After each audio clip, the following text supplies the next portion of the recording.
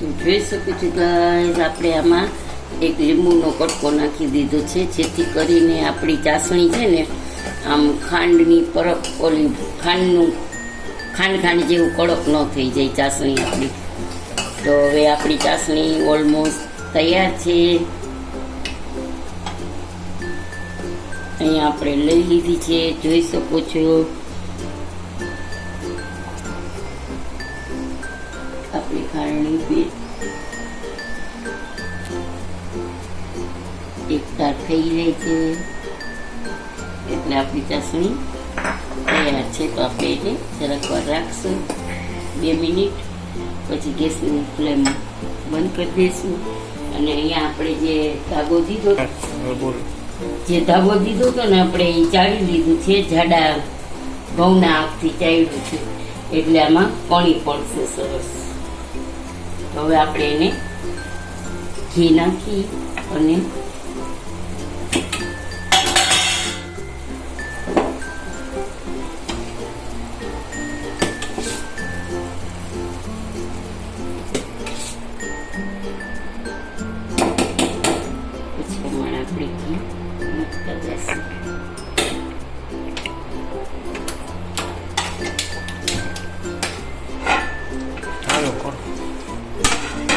આપણું ઘી ગરમ થઈ ગયું છે. તો આપણે આ બધું જે ચાલ્યું છે એ આમાં નાખી દઈશું.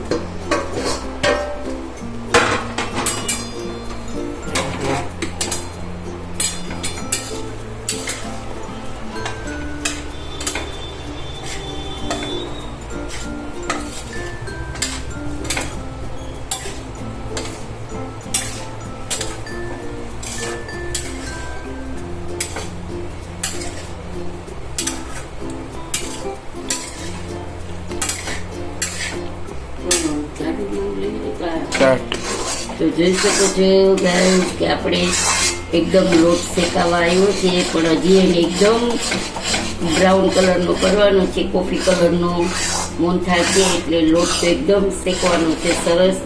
અને ગેસની ફ્લેમ સ્લો છે, ફાસ્ટ નથી કરવાની આપણે. એટલે જો લોટ શેકાઈ જશે ને એકદમ બ્રાઉન થશે એટલે આપણે આટલી મલાઈ નાખી દેવાની છે અંદર. તાજી મલાઈ છે, 2 ચમચા મલાઈ છે. મલાઈ નાખવાથી આપણો મોહનથાળ એકદમ સોફ્ટ થશે સરસ.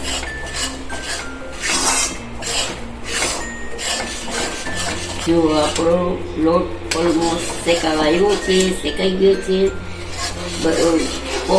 કથાઈ કલર જેવો થવા માંડ્યો છે બદામી. તો આપણે એટલી મલાઈ એમાં ઉમેરી દઈશું, જેથી કરી ગેસની ફ્લેમ એકદમ ફાસ્ટ કરી દઈશું. તો આપણો મોહનથાળ છે ને જે એ એકદમ સરસ સ્પોન્જી થશે.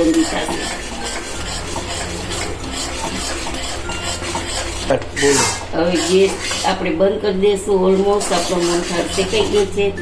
હજી ચૂલા ઉપર રહેશે એટલે થોડોક વધારે શેકાશે. તો જોઈ શકો છો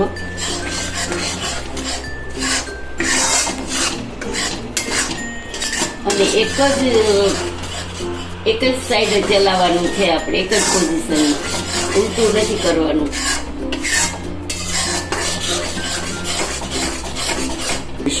તો જોઈ શકો છો ગાઈસ, આપણો એકદમ મોહનથાળનો લોટ શેકાઈ ગયો છે. અને હવે ગેસને બંધ કરી દીધો છે. તો ઠરશે ને પછી આપણે એમાં ચાસણી નાખશું, ત્યાં સુધી આપણે એને ઠરવા દઈએ. મોહનથાળનું છે એ લોટ ઠરી ગયો છે. તો હવે આપણે એમાં ચાસણી નાખી દઈશું.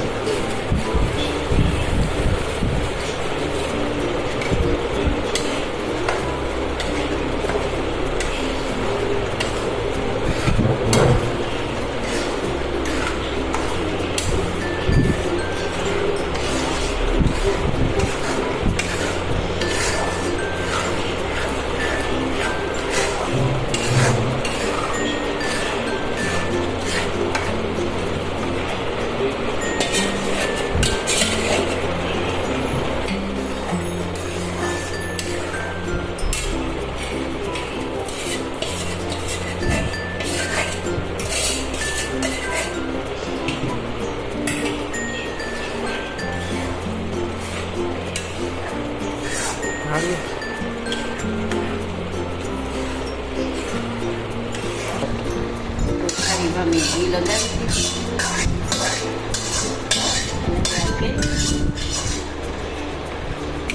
થાળીમાં ઢાળી દીધું.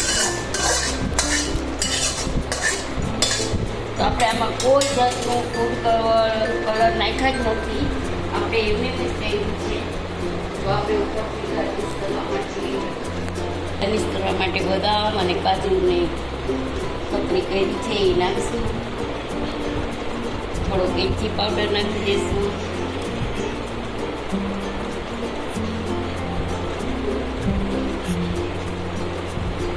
એલચી પાવડર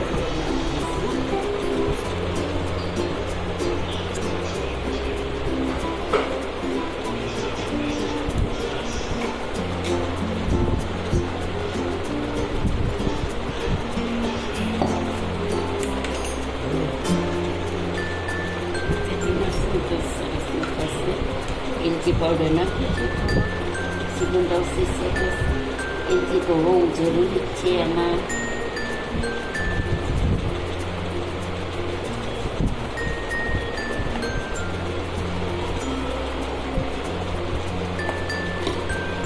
આપણો મોહનથાળ રેડી છે. હવે ચોસલા પાડી દઈશું. પછી